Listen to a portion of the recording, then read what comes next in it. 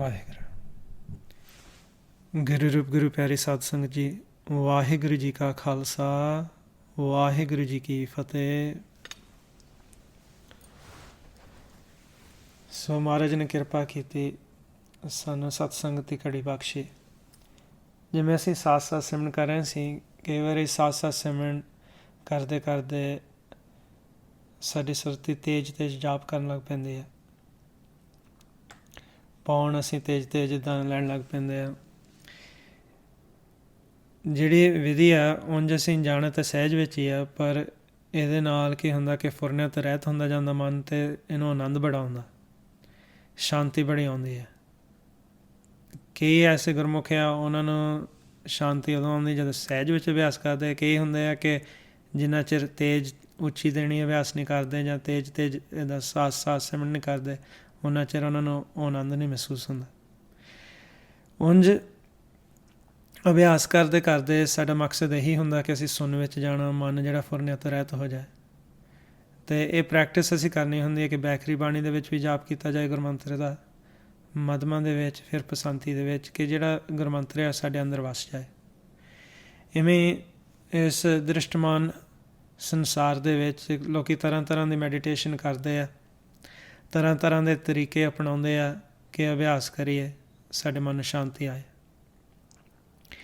ਇੱਕ ਮੈਡੀਟੇਸ਼ਨ ਐਸਾ ਆ ਜਿਹੜੇ ਲੋਕ ਕਰਦੇ ਆ ਇੱਥੇ ਵੈਸਟਰਨ ਵਰਲਡ ਵਿੱਚ, ਕਿ ਉਹਨਾਂ ਨੇ ਕੀ ਕਰਨਾ, ਲੰਮੇ ਪੈ ਜਾਣਾ ਅਤੇ ਅੱਖਾਂ 'ਤੇ ਪੱਟੀ ਬੰਨ੍ਹ ਲੈਂਦੇ ਆ ਅਤੇ ਤੇਜ਼ ਤੇਜ਼ ਸਾਹ ਹੀ ਲੈਂਦੇ ਆ। ਤੇਜ਼ ਤੇਜ਼ ਸਾਹ ਲੈਂਦੇ ਆ ਜਿੰਨਾ ਚਿਰ ਲੈ ਸਕਦੇ ਆ, ਅਤੇ ਫਿਰ ਸਾਹ ਲੈਂਦੇ ਲੈਂਦੇ ਸੌਂ ਜਾਂਦੇ ਆ। ਹੁਣ ਕਈਆਂ ਨੂੰ ਕੋਈ ਨਾ ਕੋਈ ਐਕਸਪੀਰੀਅੰਸ ਹੋ ਜਾਂਦਾ, ਕਈ ਐਸੇ ਆ ਉਹਨਾਂ ਨੂੰ ਫਿਰ ਮਨ ਨੂੰ ਸ਼ਾਂਤੀ ਬਹੁਤ ਆਉਂਦੀ ਹੈ।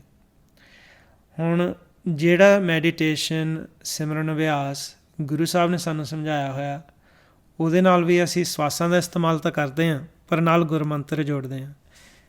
ਕਿ ਜੇਕਰ ਅਸੀਂ ਸਿਰਫ ਸਵਾਸਾਂ ਨਾਲ ਇਹਦਾ ਤੇਜ਼ ਤੇਜ਼ ਅਭਿਆਸ ਕਰਦੇ ਹਾਂ ਅਤੇ ਗੁਰਮੰਤਰ ਦਾ ਇਸਤੇਮਾਲ ਨਹੀਂ ਕਰ ਰਹੇ, ਤਾਂ ਸਾਡਾ ਮਨ ਇਹ ਪੂਰੀ ਤਰ੍ਹਾਂ ਅਤੀਤ ਨਹੀਂ ਹੁੰਦਾ ਪਾਉਣ ਤੋਂ। ਫਿਰ ਜੇਕਰ ਅਸੀਂ ਗੁਰਮੰਤਰ ਦਾ ਇਸਤੇਮਾਲ ਕਰਦੇ ਹਾਂ ਸਵਾਸਾਂ ਦੇ ਨਾਲ, ਜੇ ਅਸੀਂ ਇਹਦਾ ਸਾਥ ਸਾਥ ਸਿਮਰਨ ਕਰਦੇ ਹਾਂ ਤੇਜ਼ ਤੇਜ਼, ਇੱਕ ਤਾਂ ਅਸੀਂ ਪਾਉਣ ਦਾ ਇਸਤੇਮਾਲ ਤਾਂ ਕਰ ਰਹੇ ਹਾਂ, ਪਾਉਣ ਦੇ ਵਿੱਚ ਮਨ ਸਾਡਾ ਸਮਾ ਜਾਂਦਾ ਆ। ਫਿਰ ਗੁਰਮੰਤਰ ਨਾਲ ਜੁੜ ਕੇ ਇਹ ਵੱਖ ਹੋ ਕੇ ਪਾਉਣ ਤੋਂ ਵੀ ਬੈਠ ਜਾਂਦਾ ਆ, ਇਹਦਾ ਨਿਵਾਸ ਹੋ ਜਾਂਦਾ ਸੁਣ ਵਿੱਚ। ਮਕਸਦ ਇਹ ਹੁੰਦਾ ਆ ਕਿ ਅਸੀਂ ਹਰ ਜਨ ਬਣਨਾ ਆ, ਹਰੀ ਦੇ ਜਨ ਭਗਤ, ਜੋ ਹਮੇਸ਼ਾ ਹੀ ਪਾਉਣ ਤੋਂ ਅਤੀਤ ਰਹਿੰਦੇ ਆ। ਜਿੰਨਾ ਚਿਰ ਸਾਡਾ ਮਨ ਪਾਉਣ ਦੇ ਵਿੱਚ ਮਿਲਿਆ ਹੋਇਆ, ਇਹ ਆਸਾਂ ਅੰਦੇਸ਼ਾ ਚਿੰਤਾਵਾਂ ਅਤੇ ਫਿਕਰਾਂ ਦੇ ਵਿੱਚ ਆਊਗਾ। ਜਿਹਨੂੰ ਮਹਾਰਾਜ ਕਹਿੰਦੇ ਆ, ਆਸਾ ਅੰਦੇਸ਼ਾ ਬੰਦ ਪਰਾਨਾ, ਮਹਿਲ ਨਾ ਪਾਵੈ ਫਿਰਤ ਬੇਗਾਨਾ। ਕਿ ਪਾਉਣ ਦੇ ਵਿੱਚ ਆ ਕੇ ਜਿਹੜਾ ਮਨ ਆ ਸਾਡਾ ਆਸਾ ਅੰਦੇਸ਼ਾ ਦੇ ਵਿੱਚ ਆ ਜਾਂਦਾ ਆ, ਇਹ ਮਹਿਲ ਦੇ ਵਿੱਚ, ਨਿਜ ਮਹਿਲ ਵਿੱਚ, ਥਿਰ ਘਰ ਵਿੱਚ ਪ੍ਰਵੇਸ਼ ਨਹੀਂ ਹੁੰਦਾ।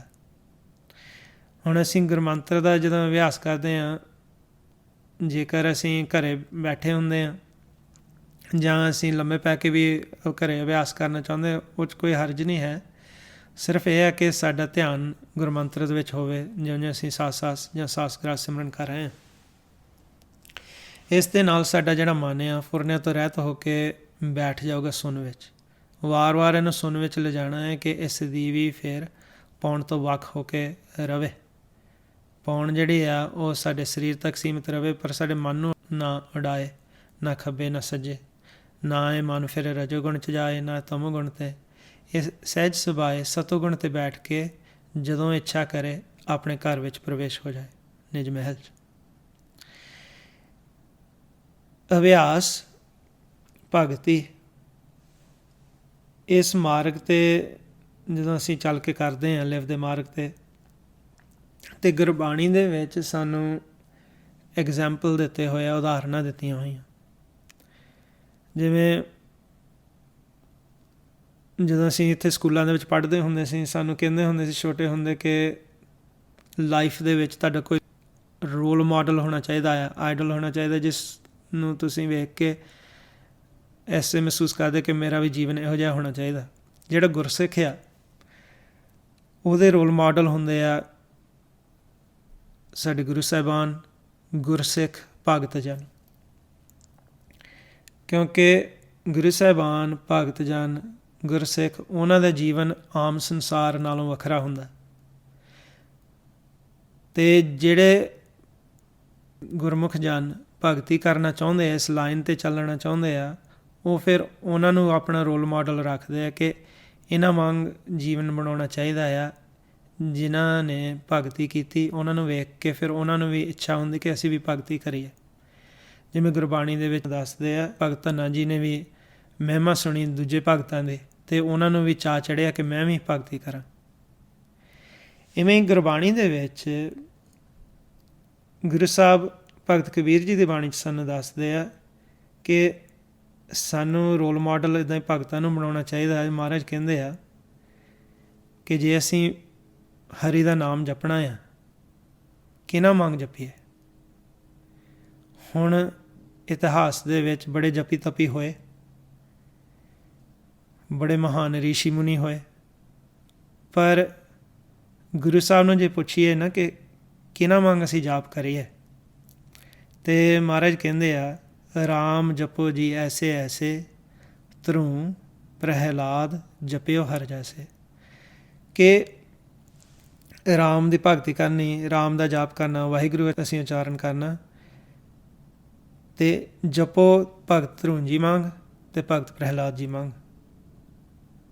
ਧਰੂ ਪ੍ਰਹਿਲਾਦ ਜਪਿਓ ਹਰ ਜੈਸੇ। ਇਹਨਾਂ ਦੀ ਉਦਾਹਰਨ ਹੁਣ ਕਿਉਂ ਦਿੱਤੀ? ਉਹ ਤਾਂ ਬੱਚੇ ਸਨ ਸਤਯੁਗ ਦੇ ਵੇਲੇ, ਉਹਨਾਂ ਨੇ ਭਗਤੀ ਕੀਤੀ। ਉਦਾਹਰਨ ਇਹਨਾਂ ਦੀ ਤਾਂ ਦਿੱਤੀ ਕਿਉਂਕਿ ਉਹਨਾਂ ਦੇ ਸਾਹਮਣੇ ਭਾਵੇਂ ਕੋਈ ਵੀ ਰੁਕਾਵਟ ਆਈ, ਛੋਟੀ ਉਮਰ 'ਚ ਸਨ, ਉਹ ਬਿਲਕੁਲ ਨਿਰਭੈ ਹੋ ਕੇ, ਡਰ ਤੋਂ ਰਹਿਤ ਹੋ ਕੇ ਉਹ ਜੁੜੇ ਰਹਿ ਪਰਮਾਤਮਾ ਦੇ ਨਾਲ। ਉਹਨਾਂ ਨੇ ਆਪਣੀ ਸੁਰਤੀ ਨਾਮ ਨਾਲ ਜੋੜੀ ਅਤੇ ਟੁੱਟਣ ਨਹੀਂ ਦਿੱਤੀ। ਭਗਤ ਪ੍ਰਹਿਲਾਦ ਜੀ ਦੇ ਖਾਸ ਕਰਕੇ ਬਹੁਤ ਸ਼ਬਦ ਆਉਂਦੇ ਆ।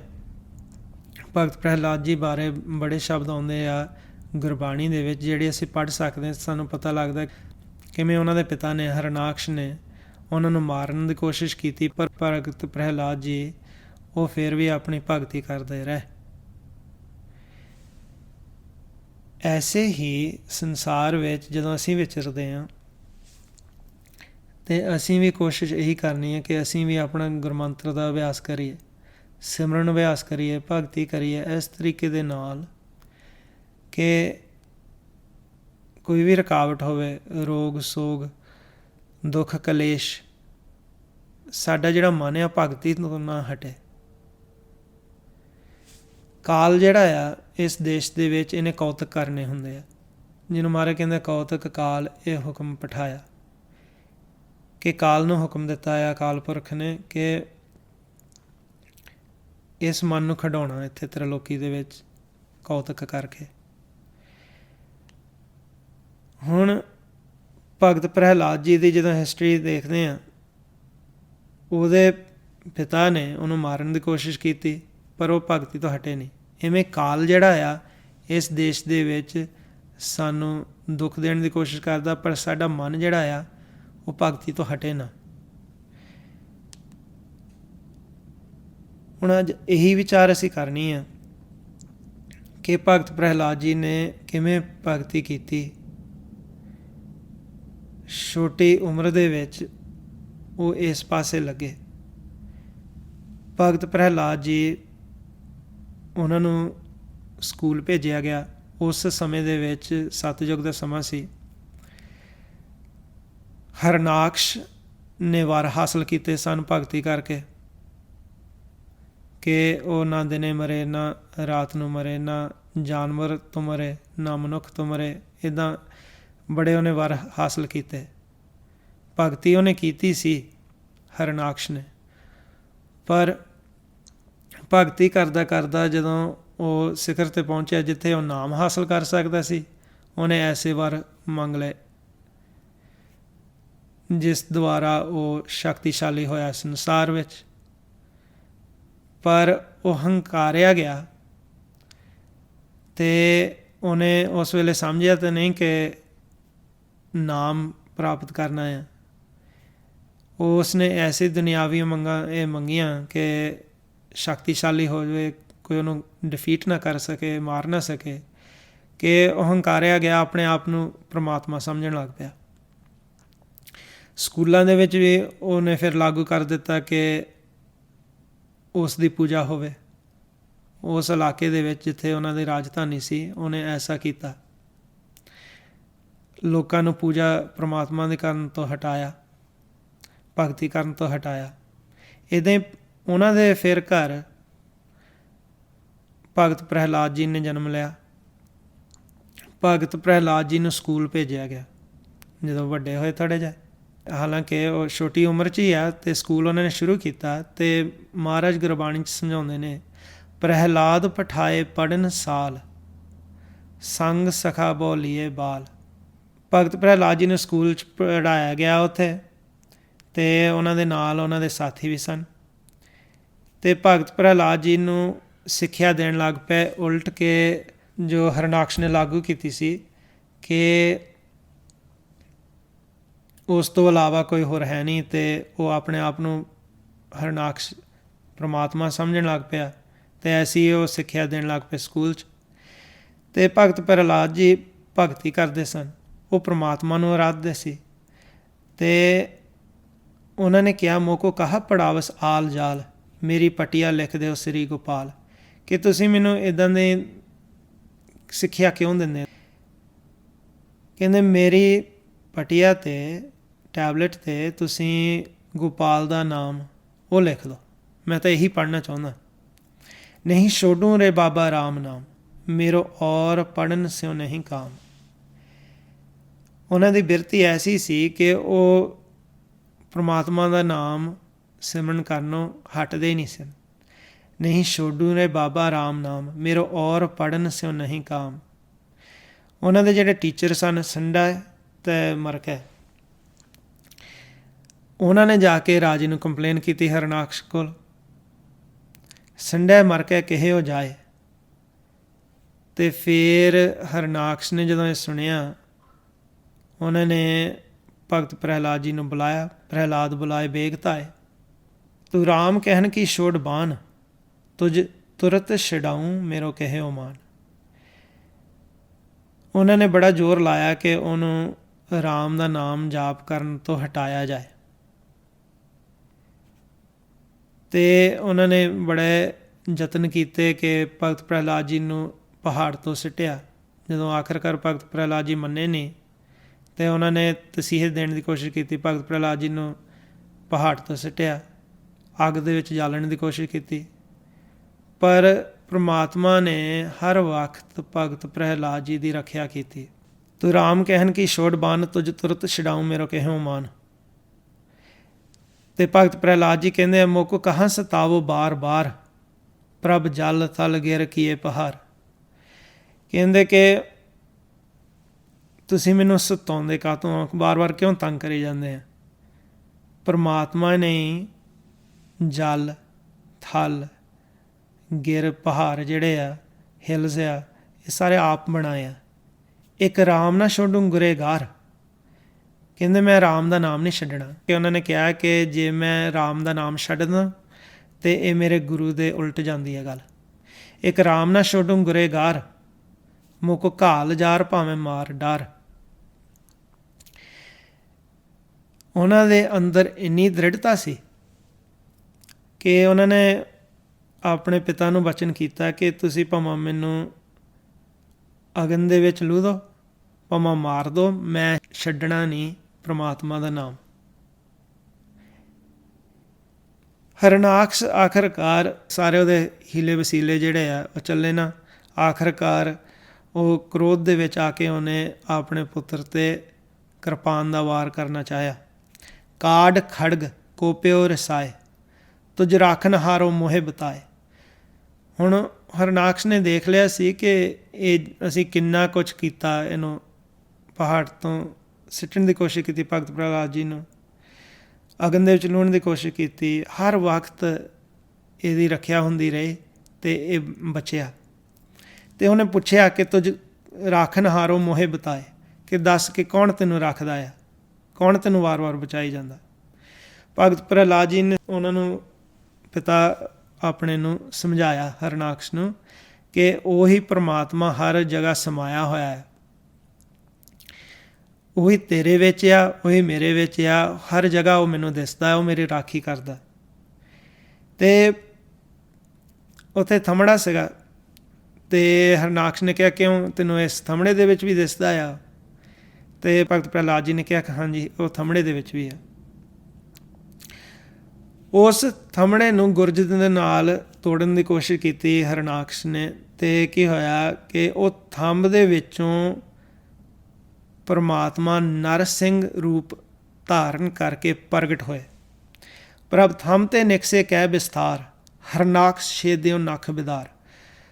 ਕਿ ਉਹਨਾਂ ਨੇ ਫਿਰ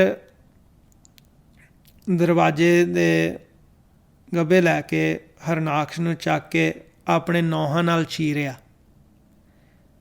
ਨਰਸਿੰਘ ਅਵਤਾਰ ਰੂਪ ਜੋ ਧਾਰਨ ਕੀਤਾ ਪਰਮਾਤਮਾ ਨੇ, ਅੱਧਾ ਸ਼ੇਰ ਦਾ ਰੂਪ, ਅੱਧਾ ਮਨੁੱਖ ਦਾ।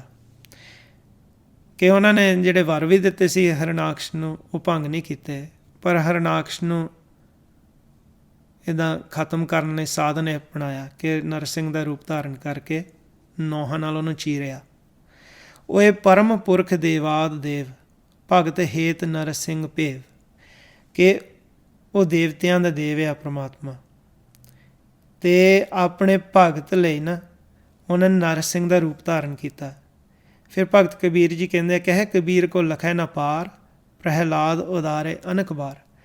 ਕਹਿੰਦੇ ਕੋਈ ਪ੍ਰਮਾਤਮਾ ਦੇ ਲਿਮਿਟਸ ਜਾਣ ਨਹੀਂ ਸਕਦਾ।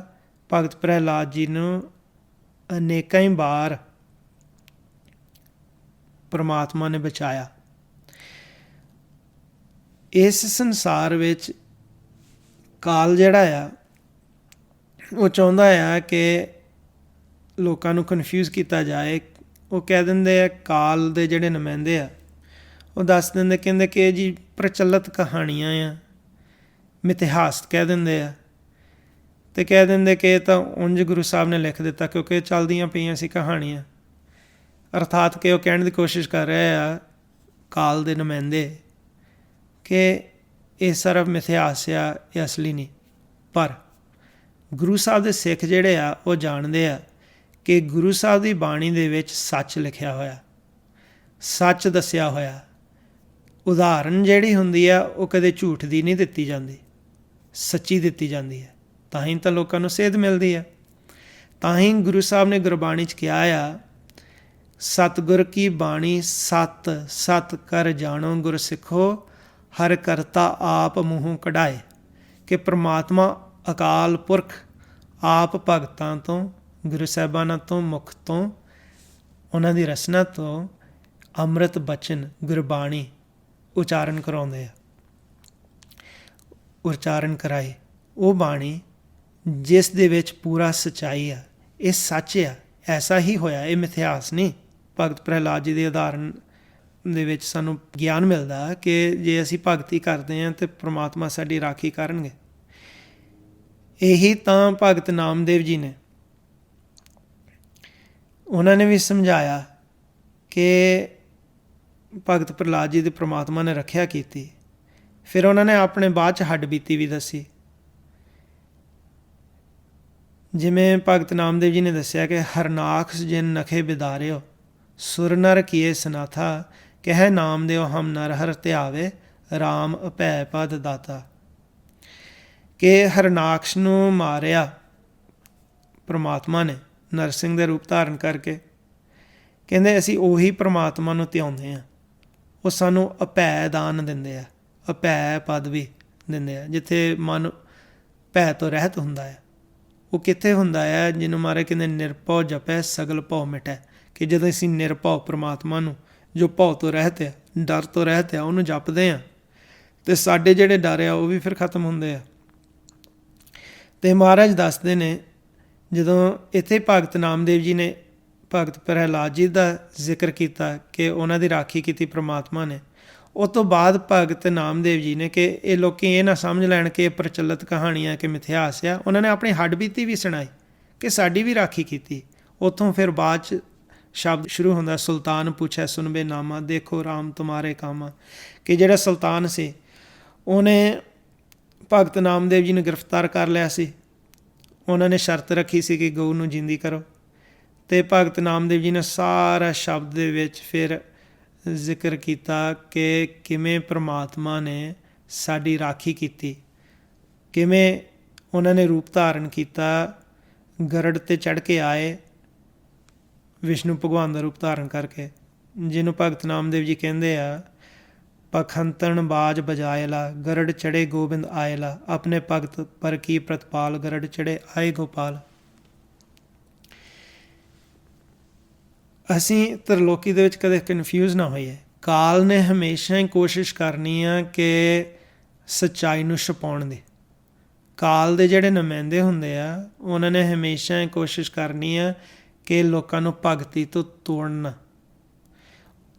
ਉਹ ਤੋੜਦੇ ਤਾਂ ਆ ਕਿਉਂਕਿ ਉਹ ਆਪ ਟੁੱਟੇ ਹੁੰਦੇ ਆ ਅਤੇ ਕਾਲ ਜਿਹੜਾ ਆ ਉਹਨਾਂ ਦੇ ਮਨ ਨੂੰ ਸਲਾਦ ਚੁੱਕਾ ਆ ਅਤੇ ਉਹ ਚਾਹੁੰਦਾ ਹੁੰਦਾ ਹੈ ਕਿ ਇੱਥੇ ਤ੍ਰਿਲੋਕੀ ਦੇ ਵਿੱਚੋਂ ਕੋਈ ਨਿਕਲੇ ਨਾ, ਕਿਉਂਕਿ ਕਾਲ ਨੇ ਆਪਣੀ ਡਿਊਟੀ ਨਿਭਾਉਣੀ ਹੁੰਦੀ। ਗੁਰਸਿੱਖਾਂ ਦਾ ਕਰਮ ਇਹ ਹੁੰਦਾ ਆ ਕਿ ਅਸੀਂ ਸਮਝਣਾ ਹੁੰਦਾ ਕਿ ਮਹਾਰਾਜ ਨੇ ਜੋ ਦੱਸਿਆ ਆ ਉਹ ਸੱਚ ਆ। ਇਹ ਫਿਰ ਕਾਲ ਕੀ ਕਹਿ ਦਿੰਦਾ ਹੈ ਕਿ ਕਾਲ ਦੇ ਦੇਸ਼ ਦੇ ਵਿੱਚ ਇਹ ਕਹਿ ਦਿੰਦੇ ਆ ਕਿ ਜੀ ਇਹ ਤਾਂ ਉਦਾਹਰਨਾਂ ਆ, ਜਿਵੇਂ ਪਾਰਸ ਅਤੇ ਹੰਸ ਆ, ਇਹ ਉਦਾਹਰਨਾਂ ਆ ਜੀ। ਪਰ ਇਹ ਉਦਾਹਰਨਾਂ ਜਿਹੜੀਆਂ ਸੱਚੀਆਂ ਆ, ਕਦੇ ਵੀ ਝੂਠੀ ਉਦਾਹਰਨ ਨਹੀਂ ਦਿੱਤੀ ਜਾਂਦੀ। ਪਾਰਸ ਜਿਸ ਨੂੰ ਛੂਹ ਕੇ ਲੋਹਾ ਸੋਨਾ ਬਣ ਜਾਂਦਾ ਆ, ਉਹਨੂੰ ਇੰਗਲਿਸ਼ ਵਿੱਚ ਫਿਲੋਸਫਰ ਸਟੋਨ ਕਹਿੰਦੇ ਆ। ਹੰਸ ਜਿਹੜੇ ਆ ਹੀਰੇ ਮੋਤੀ ਚੁਗਣ ਵਾਲੇ, ਉਹ ਸਾਡੇ ਉਂਝ ਮਨ ਨੂੰ ਵੀ ਕਿਹਾ ਹੋਇਆ ਆ। ਜਿਹੜੇ ਅਸੀਂ ਸਤਸੰਗਤ ਵਿੱਚ ਜਾਂਦੇ ਹਾਂ, ਅਸੀਂ ਗਿਆਨ ਦੇ ਰੂਪ ਦੇ ਵਿੱਚ ਹੀਰੇ ਮੋਤੀ ਚੁਗਦੇ ਹਾਂ ਆਪਣੇ ਮਨ ਦੁਆਰਾ, ਉਸ ਵੇਲੇ ਸਾਡਾ ਮਨ ਹੰਸ ਦੀ ਨਿਆਈ ਹੈ। ਪਰ ਇਹ ਜਿਹੜੀ ਉਦਾਹਰਨ ਹੁੰਦੀ ਆ ਇਹ ਕਿਤੇ ਨਾ ਕਿਤੇ ਹੈ ਦ੍ਰਿਸ਼ਟਮਾਨ ਦੇ ਵਿੱਚ ਜਾਂ ਕਿਸੇ ਨਾ ਕਿਸੇ ਸਮੇਂ ਸੀਗੀ। ਸੋ ਜੋ ਗੁਰੂ ਸਾਹਿਬ ਸਾਨੂੰ ਦੱਸਦੇ ਆ ਗੁਰਬਾਣੀ ਵਿੱਚ ਉਹ ਬਿਲਕੁਲ ਸੱਚ ਆ। ਹਰੇਕ ਚੀਜ਼ ਭਾਵੇਂ ਪਾਰਸ ਹੋਵੇ, ਹੰਸ ਹੋਣ, ਆ ਜੋ ਇਤਿਹਾਸ ਮਹਾਰਾਜ ਨੇ ਦੱਸਿਆ ਹੋਇਆ ਇਹ ਕਿਸੇ ਨਾ ਕਿਸੇ ਸਮੇਂ ਹੋਇਆ ਜਾਂ ਕਿਤੇ ਨਾ ਕਿਤੇ ਉਹ ਵਸਤੂ ਹੈ, ਪਰ ਉਹਦੀ ਕੀਮਤ ਹੁੰਦੀ ਆ ਅਮੋਲਕ, ਤਾਂ ਹੀ ਉਹ ਵਿਰਲੀ ਹੁੰਦੀ ਆ, ਕਿਸੇ ਨੂੰ ਭੇਦ ਨਹੀਂ ਹੁੰਦਾ ਉਹ ਖਾਸ ਕਰਕੇ। ਇੱਦਾਂ ਹੀ ਤੁਹਾਨੂੰ ਐਗਜ਼ਾਮਪਲ ਦੇ ਤੌਰ 'ਤੇ ਅੱਜ ਸਮਾਪਤੀ ਛੇਤੀ ਕਰਨੀ ਆ। ਐਗਜ਼ਾਮਪਲ ਦੇ ਤੌਰ 'ਤੇ ਕੁਝ ਕੁ ਸਮਾਂ ਪਹਿਲਾਂ ਜਿਹੜੇ ਵਿਗਿਆਨੀ ਆ ਉਹਨਾਂ ਨੇ ਕਿਸੇ ਮੰਡਲ ਦੀ ਡੈਂਸਿਟੀ ਦੇਖ ਕੇ ਉਹਨਾਂ ਨੇ ਅੰਦਾਜ਼ਾ ਲਾਇਆ ਕਿ ਇੱਕ ਮੰਡਲ ਐਸਾ ਆ ਜਿਹੜਾ ਹੀਰੇ ਦਾ ਬਣਿਆ ਹੋਇਆ। ਇਹ ਵਿਗਿਆਨੀਆਂ ਨੇ ਕਿਹਾ। ਦੋ ਹੋਰ ਮੰਡਲ ਨੇ ਜੋ ਸਾਡੇ ਇਸ ਅਰਥ ਦੇ ਇਸ ਮੰਡਲ ਦੇ ਨਜ਼ਦੀਕ ਆ, ਜਿਹੜੇ ਵਿਗਿਆਨੀਆਂ ਦੇ ਹਿਸਾਬ ਮੁਤਾਬਕ ਉੱਥੇ ਹੀਰਿਆਂ ਦੀ ਵਰਖਾ ਹੁੰਦੀ ਹੈ। ਹੁਣ ਫਰਜ਼ ਕੀਤਾ ਤੁਸੀਂ ਭਗਤੀ ਕਰੋ ਅਤੇ ਤੁਸੀਂ ਇੱਦਾਂ ਬਾਹਰ ਗਏ ਸੁਨ ਮੰਡਲ ਦੇ ਵਿੱਚ ਅਤੇ ਆਪਣੇ ਸੁਖਮਕਾਰ ਦੁਆਰਾ ਭਗਤੀ ਕਰਕੇ ਬਾਹਰ ਗਏ ਅਤੇ ਤੁਸੀਂ ਐਸਾ ਕੋਈ ਦ੍ਰਿਸ਼ ਦੇਖਿਆ ਹੋਵੇ ਅਤੇ ਤੁਸੀਂ ਇਹਨਾਂ ਵਿਗਿਆਨੀਆਂ ਤੋਂ ਪਹਿਲਾਂ ਇੱਦਾਂ ਦੀ ਚੀਜ਼ ਦੇਖ ਲਈ ਹੋਵੇ, ਤੁਸੀਂ ਆ ਕੇ ਇਸ ਤ੍ਰਿਲੋਕੀ ਦੇ ਵਿੱਚ ਜੇ ਕਿਸੇ ਨੂੰ ਦੱਸੋਗੇ, ਆਮ ਇਨਸਾਨ ਨੇ ਵਿਸ਼ਵਾਸ ਨਹੀਂ ਕਰਨਾ। ਇਵੇਂ ਜੇ ਫਰਜ਼ ਕੀਤਾ ਤੁਸੀਂ ਇੱਦਾਂ ਦਾ ਮੰਡਲ ਦੇਖ ਲਿਆ ਹੋਵੇ ਜਾਂ ਜਿੱਥੇ ਵਰਖਾ ਹੁੰਦੀ ਹੋਵੇ ਹੀਰਿਆਂ ਦੀ, ਅਤੇ ਤੁਸੀਂ ਕਿਸੇ ਨੂੰ ਦੱਸੋ ਕਿ ਮੈਂ ਇੱਦਾਂ ਮਾਰੇ ਕਿਰਪਾ ਕਾਰਨ ਸੁਨ ਮੰਡਲ ਵਿੱਚ ਜਾ ਕੇ ਐਸਾ ਦ੍ਰਿਸ਼ ਦੇਖਿਆ ਕਿ ਐਸੀ ਜਗ੍ਹਾ ਆ। ਜਿਹੜੇ ਸਾਡੇ ਅੱਜ ਦੇ ਆਪੇ ਬਣੇ ਵਿਦਵਾਨ ਨੇ, ਮਹਾਂ ਵਿਦਵਾਨ, ਇਹਨਾਂ ਨੇ ਤਾਂ ਖਾਸ ਕਰਕੇ ਨਹੀਂ ਮੰਨਣੀ ਤੁਹਾਡੀ ਗੱਲ। ਅਤੇ ਜੇ ਤੁਸੀਂ ਕਹਿ ਦਿਓ ਬਾਅਦ 'ਚ ਕਿ ਜਿੱਦਾਂ ਵਿਗਿਆਨੀਆਂ ਨੇ ਇੱਦਾਂ ਲੱਭਿਆ, ਉਹਨਾਂ ਨੇ ਵੀ ਇਹ ਦੇਖਿਆ ਦ੍ਰਿਸ਼, ਅਤੇ ਫਿਰ ਇਹਨਾਂ ਨੇ ਕਹਿਣਾ ਕਿ ਹਾਂ ਵਾਹ ਸਹੀ ਹੋਣੀ ਹੈ ਗੱਲ। ਅਰਥਾਤ ਕਿ ਲੋਕਾਂ ਦੀ ਸ਼ਰਧਾ ਜਿਹੜੀ ਆ ਇਹ ਵਿਗਿਆਨ ਦੇ ਵਿੱਚ ਜ਼ਿਆਦਾ ਆ, ਪਰ ਇਹ ਸਮਝਦੇ ਨਹੀਂ ਕਿ ਵਿਗਿਆਨ ਬਹੁਤ ਛੋਟਾ ਆ, ਪਰਮਾਤਮਾ ਬਹੁਤ ਵੱਡਾ ਆ। ਅਤੇ ਸਾਰਾ ਗਿਆਨ ਸਾਹਿਬ ਸ੍ਰੀ ਗੁਰੂ ਗ੍ਰੰਥ ਸਾਹਿਬ ਜੀ ਜੋ ਸਾਨੂੰ ਬਖਸ਼ ਰਹੇ ਆ ਉਹ ਸੱਚ ਆ, ਇਹ ਮਿਥਿਹਾਸ ਨਹੀਂ। ਭਗਤ ਪ੍ਰਹਿਲਾਦ ਜੀ ਹੋਏ, ਉਹਨਾਂ ਦੀ ਰਾਖੀ ਕੀਤੀ। ਭਗਤ ਪ੍ਰਹਿਲਾਦ ਜੀ ਨੇ ਜਿਹੜਾ ਸਟੈਂਡ ਲਿਆ, ਭਗਤ ਧਰੂਨ ਜੀ ਨੇ ਲਿਆ, ਉਹ ਲਿਆ ਕਿ ਅਸੀਂ ਭਗਤੀ ਕਰਨੀ ਆ। ਜਿਹੜੇ ਵਿਦਵਤਾ ਦੇ ਵਿੱਚ ਫਸੇ ਹੁੰਦੇ ਆ ਜੀਵ, ਉਹ ਜਿਹੜਾ ਵਿਚਾਰ ਸੁਣਾਉਂਦੇ ਆ ਸੰਸਾਰ ਵਿੱਚ, ਉਹਨਾਂ ਦਾ ਆਪਣਾ ਕੋਈ ਸਟੈਂਡ ਨਹੀਂ ਹੁੰਦਾ, ਉਹ ਬਦਲਦੇ ਰਹਿੰਦੇ ਆ। ਉਹਨਾਂ ਦੀ ਸ਼ਰਧਾ ਸਿਰਫ ਵਿਗਿਆਨ ਵਿੱਚ ਹੁੰਦਾ, ਜੋ ਵਿਗਿਆਨ ਸੀਮਤ ਆ। ਤਾਂ ਹੀ ਭਗਤੀ ਜਿਹੜੀ ਹੈ, ਜੇ ਅਸੀਂ ਉਹ ਕਰਾਂਗੇ, ਸਿਮਰਨ ਅਭਿਆਸ ਕਰਾਂਗੇ, ਸਾਨੂੰ ਐਸਾ ਗਿਆਨ ਹੋ ਸਕਦਾ ਜੋ ਵਿਗਿਆਨ ਦੀ ਪਹੁੰਚ ਤੋਂ ਬਾਹਰ ਆ। ਉਸ ਨੂੰ ਕਹਿ ਦਿੱਤਾ ਬ੍ਰਹਮ ਗਿਆਨ। ਸੋ ਮਹਾਰਾਜ ਸਾਡੇ ਸਾਰਿਆਂ 'ਤੇ ਕਿਰਪਾ ਕਰਨ। ਕਾਲ ਨੇ ਐਸਾ ਕੌਤਕ ਕਰਦੇ ਰਹਿਣਾ ਆ, ਲੋਕਾਂ ਨੂੰ ਕਨਫਿਊਜ਼ ਕਰਨ ਦੀ ਕੋਸ਼ਿਸ਼ ਕਰੀ ਜਾਣਾ। ਮਹਾਰਾਜ ਸਾਡੇ 'ਤੇ ਕਿਰਪਾ ਕਰਨ। ਸਾਨੂੰ ਫਿਰ ਮੌਕਾ ਮਿਲਦਾ ਮਹਾਰਾਜ ਵੱਲੋਂ ਕਿ ਅਸੀਂ ਜੋ ਕਾਲ ਝੂਠ ਬੁਲਾਉਂਦਾ ਹੈ ਇੱਥੇ ਸੰਸਾਰ ਵਿੱਚ, ਉਹਦਾ ਸੱਚ ਮਹਾਰਾਜ ਕਿਰਪਾ ਕਰਨ ਦੱਸੀ ਜਾਈਏ। ਕੋਈ ਗਲਤੀ ਹੋ ਗਈ ਹੋਵੇ ਬੋਲਦਿਆਂ ਹੋਏ, ਕੋਈ ਅੱਖਰ ਵਾਧਾ ਘਾਟਾ ਭੁੱਲ ਚੁੱਕ ਹੋਵੇ, ਉਹ ਮਾਫ਼ ਕਰਨਾ ਜੀ। ਵਾਹਿਗੁਰੂ ਜੀ ਕਾ ਖਾਲਸਾ, ਵਾਹਿਗੁਰੂ ਜੀ ਕੀ ਫਤਿਹ।